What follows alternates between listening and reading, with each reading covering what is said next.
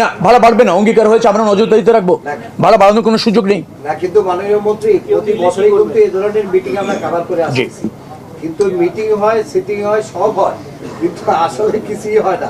ভাড়া বৃদ্ধি হয়, যানজট হয়, এখান থেকে জানেন নাই যে জিপুরের সামনে থেকে হেঁটে হেঁটে আপনার সদরঘাট যায় পাবে, এমন যানজট হয়।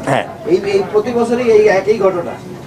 না, প্রতি বছর যদি আপনি বলেন এর আগে হয়েছে, গত বছরটা বেশ ভালো হয়েছে, সেটা একটু বলুন, আর এবছর আরও ভালো হবে সেটা নিশ্চিত থাকুন।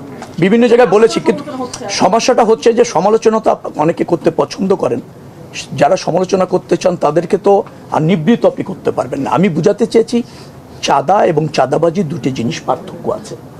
চাঁদাটা কোনো কোনো সময়ে শ্রমিক এবং মালিকদের স্বার্থে তারা তারাই নির্ধারণ করে, মানে আমি বুঝাচ্ছি সমঝোতা করে তারা তাদের কল্যাণে কালেক্ট করে তাদের মতো ব্যয় করে, তাদের যে প্রক্রিয়া আছে সেটা তারা অনুসরণ করে।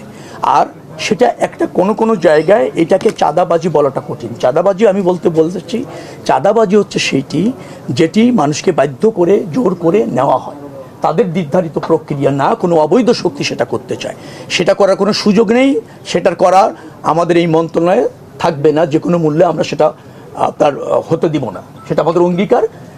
কিন্তু যে চাঁদাটাকে কোনো সময় চাঁদাবাজি বলা হয়, সেটা অনেক সময় সমঝোতা তারা করে নিয়েছেন পরিবহন মালিকরা, তাদের অর্থ তারা এই হারে কালেক্ট করে তাদের এই কল্যাণে ব্যয় করবে, সেটা আমার জায়গা থেকে রহিত করাটা কোনো সুযোগ থাকে না, আমি সেটা মিন করতে চেয়েছি। সেটা অপরাধ, সেটা আমরা নজরদারি করব। এটার সাথে আমি অ্যাড করি, আপনি যেটা বলছেন যে শ্রমিকদের কল্যাণে তারা ব্যয় করে, আমরা আসলে বিগত দিনে কোথাও দেখি নাই যে কোনো শ্রমিক অ্যাক্সিডেন্ট করে মালিক পক্ষদের কাছ থেকে তাদের কোনো সহায়তা করা। না, আছে, আপনি দেখেননি না? আমি মালিকদের বসছি, একটু শোনেন না প্লিজ, আপনি তো দেখেন না, এটা দেখার বিষয় না। কথাটা হচ্ছে আমি শ্রমিক কেন্দ্রীয় সংগঠন যারা আসছে তাদের নিয়ে বসেছি, ওই ঘটনার পর মালিকদের যে সমস্ত আছে, সমিতি আছে, তাদের নিয়েও বসেছি, তারা ব্যয় করেন। আর সবচেয়ে ব্যাপার হচ্ছে আপনি একটা শর্তে একটা সমিতি রেজিস্ট্রেশন নিয়েছেন, ট্রেড ইউনিয়ন করছেন, সেখানে কোনো ব্যত্যয় হলে এটা বাণিজ্য মন্ত্রণালয়ের অধীনে তারা দেখতে পারে। চাঁদাবাজি নিশ্চয়ই একটা ফৌজদারি অপরাধ, সেটা যদি ঘটে, অভিযোগ থাকলে আমাদের কাজটাকে সেটা হচ্ছে নিশ্চয়ই স্বরাষ্ট্র মন্ত্রণালয় দেখতে পারে, ফৌজদারি অপরাধ হিসেবে ব্যবস্থা নেবে। আমরা যোগাযোগ মন্ত্রণালয়ে আমাদের এটা নিরাপদ সড়ক রাখতে চাই, পরিবহনগুলো একটা শৃঙ্খলার সাথে সেটা চলছে এবং যাত্রী বহন করছে, এইটা আমাদের সুপারভিশনের দায়িত্ব। সে জায়গায় আমরা মনোযোগী আছি, যেখানে ব্যত্যয় হচ্ছে আমরা স্বরাষ্ট্র মন্ত্রণালয়, বাণিজ্য মন্ত্রণালয়ের সহযোগিতা নিয়ে এখানে একটা জবাবদিহিতা আনার চেষ্টা আমাদের অঙ্গীকার, এবং সেটা করছে। আপনাকে তাই মনে হলো চাঁদাটা বৈধ? বৈধ এখন ধরেন আমি তো মসজিদ কমিটিতে চাঁদা দিচ্ছি, এখন কি বলবেন? আমি তো রিহাবের মেম্বার, প্রতি বছর চাঁদা দিই, কি বলবেন? এটা অবৈধ বলবেন? আমি জাতীয় নির্বাহী কমিটির মেম্বার, আমার পার্টিকে একটা নির্ধারণ করা আছে চাঁদা দিতে হয় বছরে এই কয়টা টাকা, অল্প কয়টা টাকা, আপনি কি অবৈধ বলবেন? আপনি অবৈধ বলে বলতে পারেন, আমি তো আপনাকে জড়িত করতে পারবো না। আমরা বলতে পারি যে আমাদের ঢাকাতে যে ট্রাকগুলো ঢুকে কয়েকটা জায়গায় দাঁড়িয়ে যে টোকেন দিয়ে নেওয়া হয়, এটা আসলে আমি তো বলছি না, আমি বলছি ট্রাক মালিক সমিতি তাদের কল্যাণে যে টাকাটা নেয়, তাদের মধ্যে মিটিং করে নির্ধারণ করে সেটা বৈধ।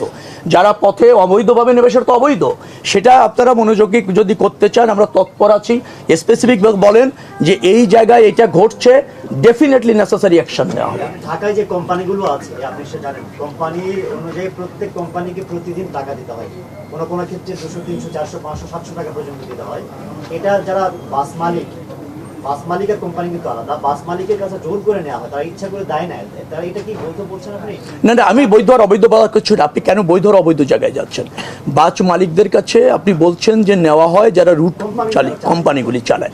এখন কোম্পানি এবং বাস মালিক কি শর্তে ওখানে বাস দিয়েছেন সেটা জানলে বোঝা যাবে যে সেখানে কোনো ব্যত্যয় ঘটছে কিনা। এখন কোম্পানির সাথে যদি বাস মালিকদের ওইরকম সমঝোতা থাকে, তার বাসটি ওই রুটে চললে তিনি 100 টাকা দিবেন, আমি জানি না আছে কিনা, থাকলে তো আপনি অবৈধ বলতে পারছেন, উনি অ্যাগ্রি করেছেন। আর যদি ওনার কাছে জোর করে নেওয়া হয়ে থাকে, যেটা উনি অ্যাগ্রি করেন নাই, আমাদেরকে এত করেন, আমরা ব্যবস্থা নেব, সেটা একটু দেখার আপনার সুযোগ আছে। অবশ্যই দেখবো, আপনি নজর এনেছেন, ডেফিনেটলি আমি দেখব। মাননীয় মন্ত্রী, ঈদ যাত্রা এবার কতটুকু স্বাচ্ছন্দ্যের কোনো নতুনত্ব আছে কি? আপনি যেগুলি বলেছেন এগুলি তো আমরা আগেও দেখেছি, নতুনত্ব কি আছে? যেহেতু আপনি নতুন দায়িত্ব নিয়েছেন। না, নতুনত্ব হচ্ছে কি যে যেখানে সফলতা আমরা শতভাগ করতে চাই, এটাই নতুনত্ব। এখানে নতুন তো আমাদের ধরুন পরিবহন সেক্টরও বড় পরিবর্তন হয় নাই, মানুষের জীবনযাত্রার মানেরও পরিবর্তন হয় নাই, আমাদের যাতায়াত প্রক্রিয়া সেট, আমরা ছুটি পাবো, যে লঞ্চে যাই দৌড় দিয়ে লঞ্চে যাই, যে টিকিট করিনি, যে বাসে যেতে চাই দৌড় দিয়ে বাস স্টেশনে যাই। আমাদের এই যাত্রা তো আর পরিবর্তনটা হয়নি, ম্যানারের পরিবর্তন হয়নি, সেটা যাতে ফাংশন করে যথা উপযুক্তভাবে যাত্রীর স্বার্থে, জনগণের স্বার্থে, সে ব্যাপারে আমরা আরও জোরালো ভূমিকা নিচ্ছি।